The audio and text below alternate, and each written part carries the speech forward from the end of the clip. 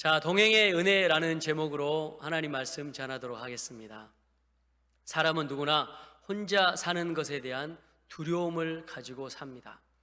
가정에서도 직장에서도 심지어 신앙 생활 속에서도 나 혼자 이 길을 가고 있는 건 아닐까라는 외로움과 고독이 밀려올 때가 있습니다.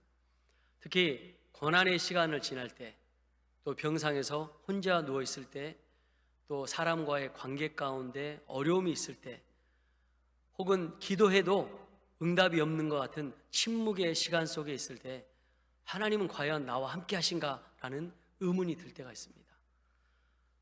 그러나 오늘 예수님께서 부활하시고 승천하시며 제자들에게 마지막으로 주신 말씀은 바로 이것입니다.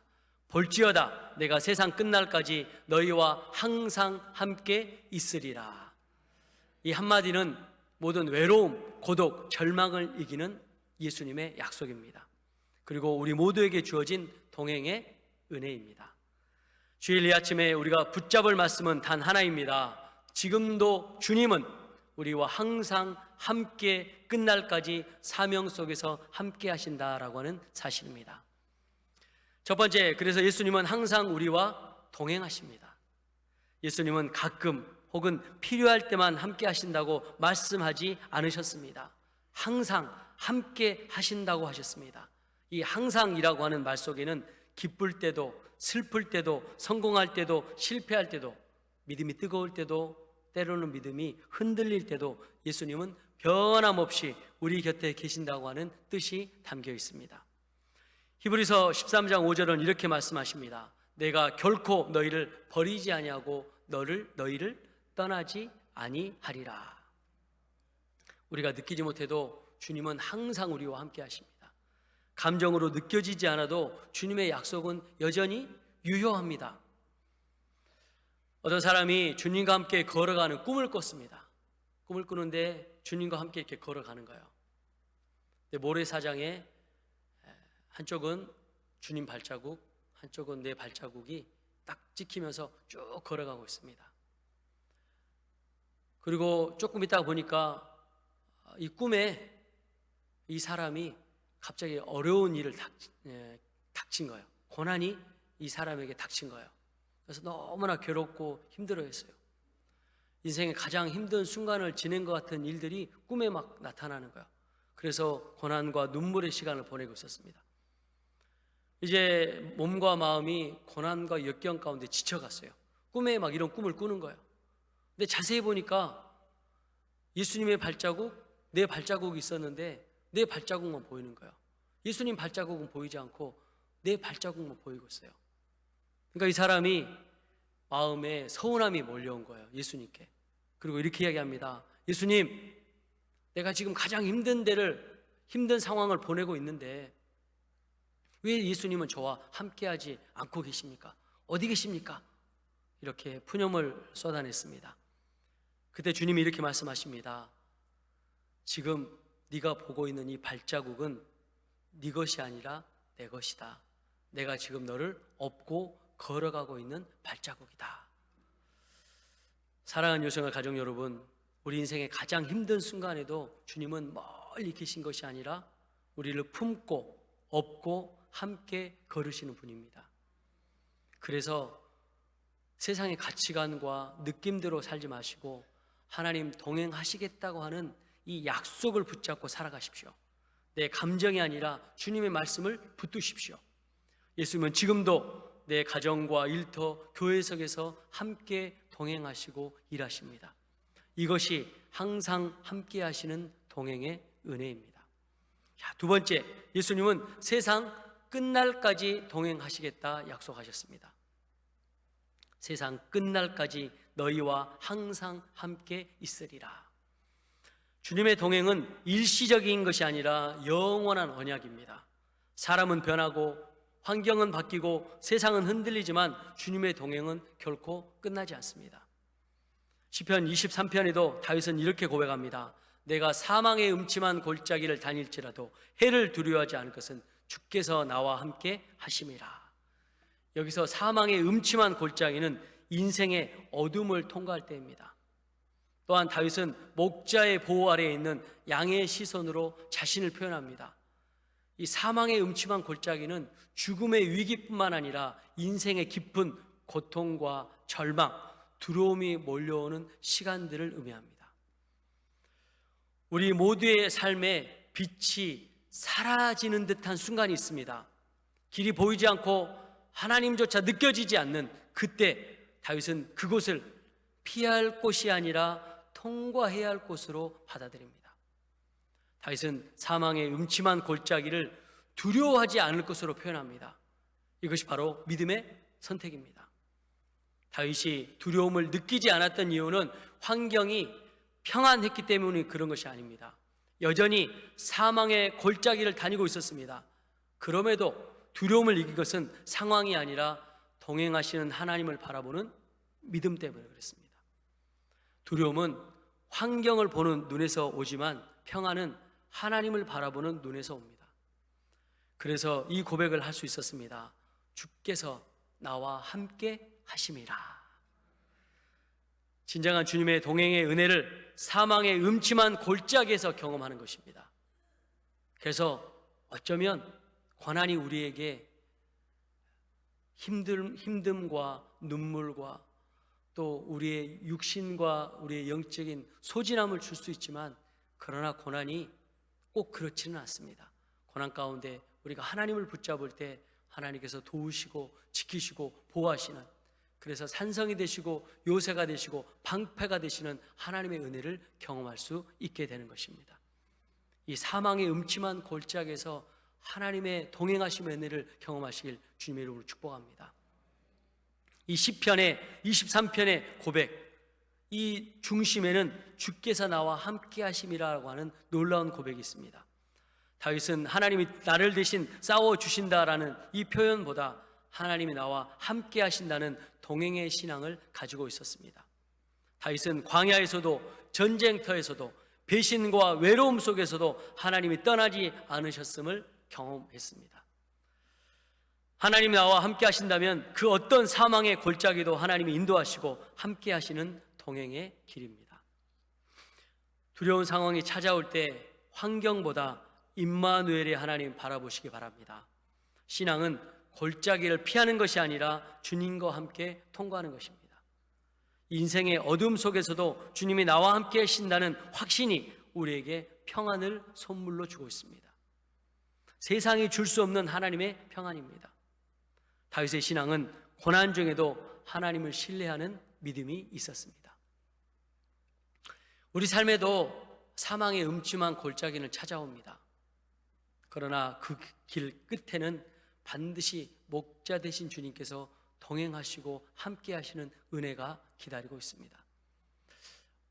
어느 마을에 태풍이 몰려왔습니다. 태풍이 오니까 번개도 치고 벼락도 내리면서 아주 큰 우레소리도 들렸습니다. 어느 집에 이제 이 아이가 방에서 잠을 자고 있는데 천둥 소리, 벼락 소리에 무서워서 깬 거예요. 그래서 막 울고 있었어요. 그러니까 이 울음소리를 아빠가 들었어요. 그래서 이 아이의 방으로 갑니다. 그리고 아이를 꼭 껴안아 줍니다. 그러니까 이 아이가 울음을 곧 멈췄어요. 이 아이가 뭐라고 한지 아세요? 아빠, 이제 괜찮아요. 밖은 여전히 무섭지만 아빠가 여기 계시잖아요. 폭풍은 여전히 밖에서 몰아치고 있었지만 이 아이의 마음에는 평안함이 찾아왔습니다. 주님이 우리와 함께 하신다는 사실은 폭풍이 사라졌다라는 뜻이 아닙니다. 고난이 끝났다라는 뜻이 아닙니다. 폭풍 속에서도 주님이 계시기에 두려워하지 않는 믿음을 우리에게 주신다는 뜻입니다. 그런데 세상의 동행에는 한계가 있어요. 하나님의 동행에는 늘 우리와 함께 하십니다. 고난 가운데서 함께 하십니다. 그러나 세상의 동행에는 한계가 있어요. 사람의 욕심과 이익에 따라 달라집니다. 그래서 믿을 수 없습니다. 요즘에 캄보디아가 얼마나 시끄럽습니까? 돈 많이 벌게 해주겠다.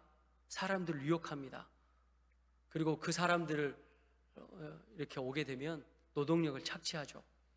이 사람도 피해자인데 범죄자가 돼서 또 다른 사람을 그 고난 가운데 빠뜨리는 일을 하는 거예요. 세상은요, 믿을 수가 없습니다. 하지만 주님의 동행은 다릅니다. 예수님이 먼저 십자가의 사랑으로 우리를 사랑하신 동행입니다.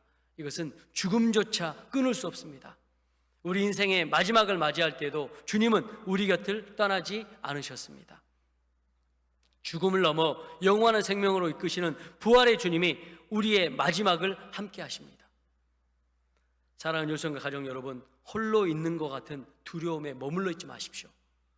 주님의 동행의 은혜는 이 세상에부터 영생의 은혜로 이어집니다.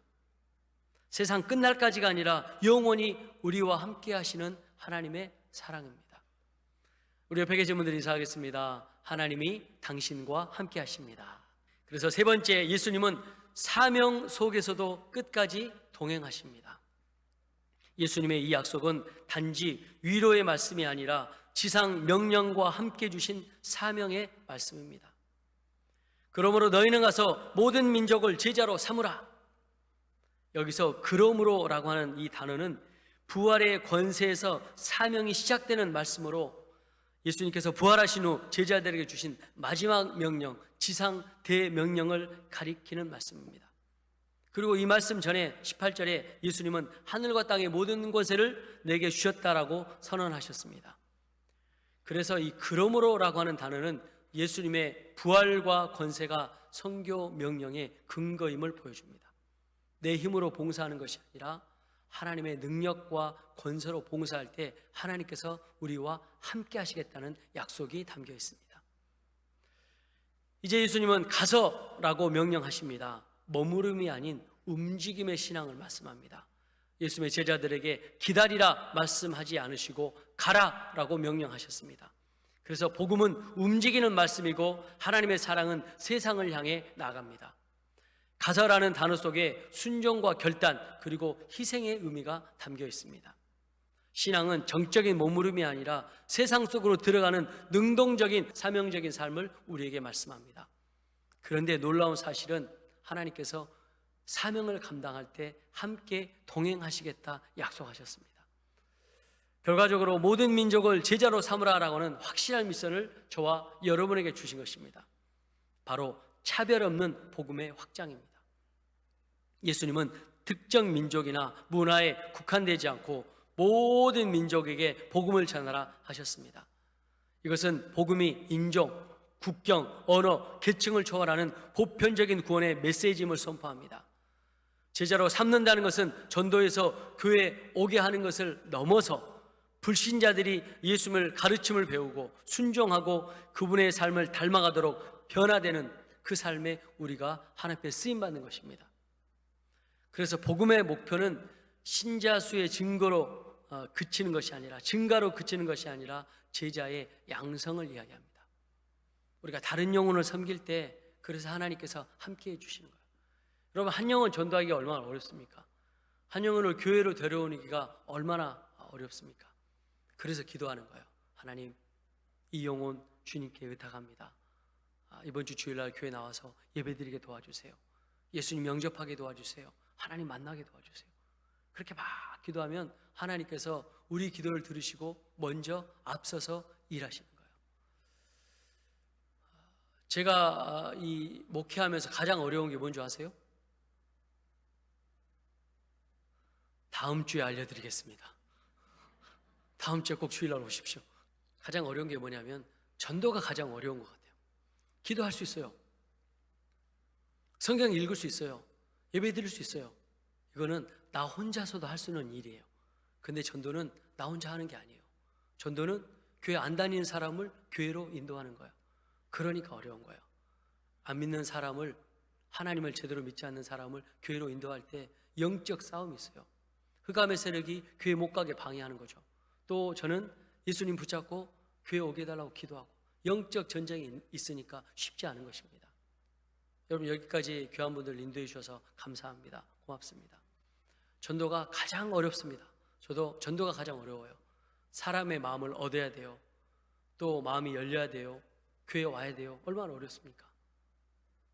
그래서 전도할 때 기도하면 하나님께서 전도하고자 하는 태신자, 그분의 마음을 하나님 열게 하시고 또 하나님께 돌아올 수 있도록 은혜를 주시는 겁니다. 동의하십니까? 믿으십니까?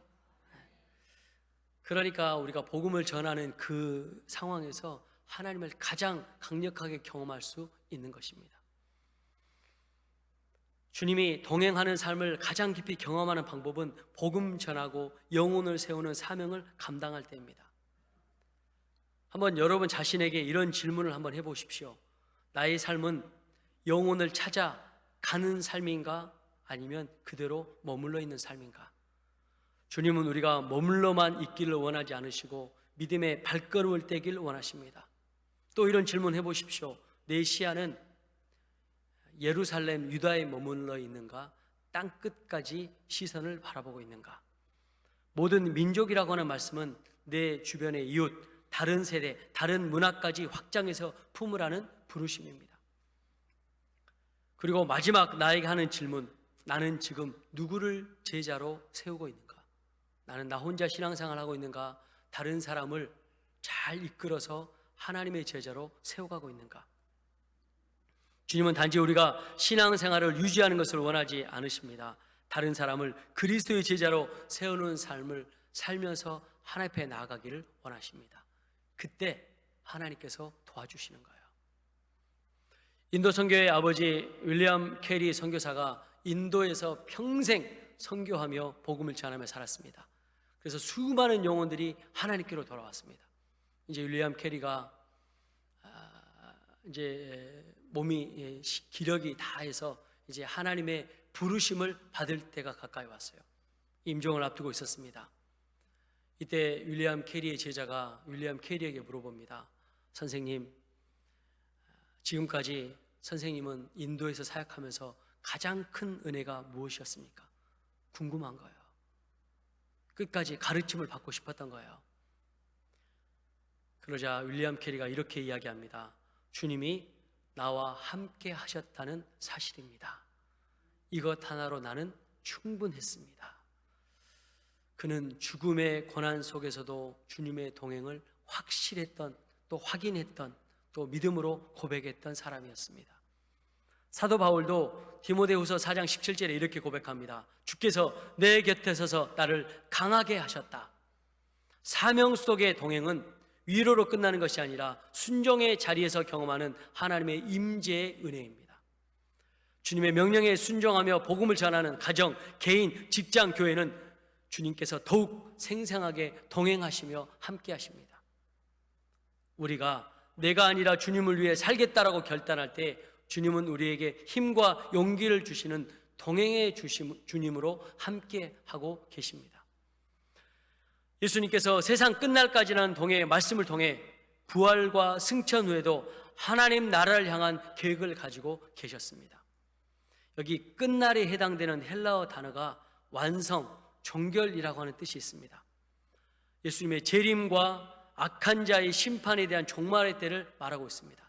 끝날은 그런 날입니다. 세상에 종말이 올 때까지 모든 날들 동안 사랑하는 제자들과 함께 하시겠다는 위로의 말씀이 끝날에 담겨 있습니다. 이 말씀은 하나님 나라의 복음을 전하는 제자들에게 환난과 핍박을 이기며 하나님 나라를 소망하게 하는 원동력이 되고 있습니다. 자, 마태복음 28장이 마무리되는 이 날, 또 이때 예수님은 함께 하시겠다 말씀하셨죠. 그런데 놀라운 사실은 마태복음 1장 23절에 이미 하나님께서 우리와 동행의 약속을 말씀하셨습니다. 보라, 처녀가 잉태하여 아들을 낳을 것이요 그의 이름을 임마누엘이라 하셨으니 이를 번역한즉 하나님이 우리와 함께 계시다 함이라. 임마누엘, 하나님으로 함께 계시겠대요. 이 끝날이라고 하는 이 단어의 의미와 이 임마누엘이라고 하는 단어의 의미가 같은 뜻이 있어요. 내가 세상 끝날까지 함께 하겠다라는 그 의미가 같이 있는 겁니다. 역사의 주인이시고 우리의 인생의 주인이신 하나님이 우리와 함께 이렇게 함께 하신다는 것입니다. 주님의 제자들인 예수성결 가족들, 하나님 나라의 백성이 되었으면 이제 예수님을 따르고 그분의 말씀에 순종해서 복음을 전하시길 주님의 이름으로 축원합니다. 복음을 전하는 그 순간, 영혼을 세우는 그 순간 성부, 성자, 성령 하나님께서 우리를 도우시고 지키시고 함께 하실 것입니다. 그리고 하나님의 강력한 은혜와 또 사귐의 동행의 은혜 경험하게 될 줄 믿습니다. 하나님 나라의 제자의 역할을 이렇게 감당하는 것입니다. 예수님께서 우리와 언제 동행하실까요? 언제까지 동행하실까요? 세상 끝날까지? 세상 끝날까지로 끝나지 않죠. 예수님은 우리가 죽음 이후에 천국에 들어가면 그때는 영원까지 동행하십니다. 영원, 끝이 없는 영원으로 우리와 함께 하시는 것입니다. 이 사실이 놀라운 하나님의 은혜요 축복입니다. 사랑하는 여성의 가족 여러분, 사명을 가지고 동행의 은혜를 붙드십시오. 주님은 항상 끝날까지 사명 속에서 영원히 우리와 동행하십니다. 내가 느끼지 못해도 주님은 항상 함께 하십니다. 인생의 마지막 순간까지 주님은 결코 떠나지 않으십니다. 사명을 감당하고 순종할 때 그 자리에 삼위일체 하나님께서 우리를 도우십니다. 그리고 사명을 다 하고 천국에 입성해서 천국에서 영원히 살 수 있는 영생의 은혜로 영원까지 예수님은 우리와 동행하십니다. 오늘 다시 한번 고백하시기 바랍니다. 한번 따라서 할까요? 주님의 동행은 은혜이며 나의 평생의 위로와 힘입니다. 이 놀라운 은혜가 사랑하는 여성과 가족 가운데 함께 하시길 주님의 이름으로 축원합니다. 기도하겠습니다.